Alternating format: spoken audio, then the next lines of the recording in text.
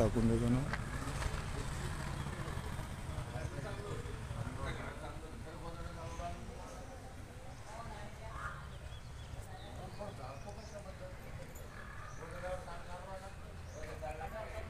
भेट देणार आहेत आणि मी एसपी बरोबर बोललो आणि ते व्हिडिओ बघितल्यानंतर अंगावर शारे येत आहेत.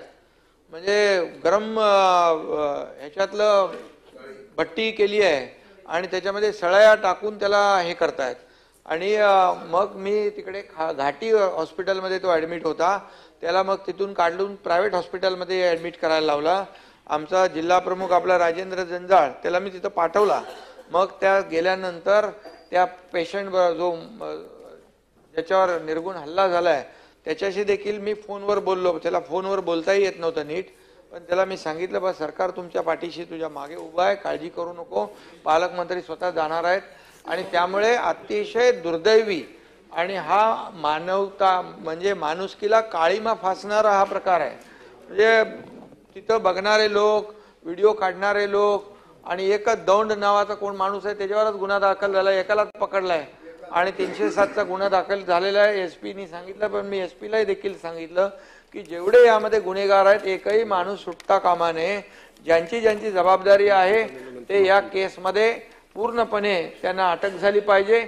आणि हा खऱ्या अर्थाने एवढा निर्गुण प्रकार आहे की खऱ्या अर्थाने जसं त्यांनी मोका लावण्याची मागणी केलेली आहे तर खऱ्या अर्थाने त्याला मोका लावण्याची प्रक्रिया आपल्या गृह विभागाच्या माध्यमातून आपण करू. आणि खऱ्या अर्थाने अशा प्रकारचे जे लोक आहेत हे म्हणजे यांना तात्काळ म्हणजे जागच्या जागी त्यांना, आता मी ते भाषा वापरत नाही, परंतु खऱ्या अर्थाने म्हणजे कठोर शिक्षा झाली पाहिजे. पुन्हा अशा प्रकारचं आणि व्हिडिओ व्हायरल केलाय, त्याचाही व्हायरल झाला. त्याच्या बाबतीमध्ये पण फाशीची शिक्षा त्याच्यामध्ये देखील त्याच्यामध्ये देखील वाल्मिक कराडला फाशी झाली पाहिजे हीच मागणी आपली आहे. वाल्मिक कराडला फाशी झालीच पाहिजे ही देखील मागणी आपल्या सगळ्यांची आहे.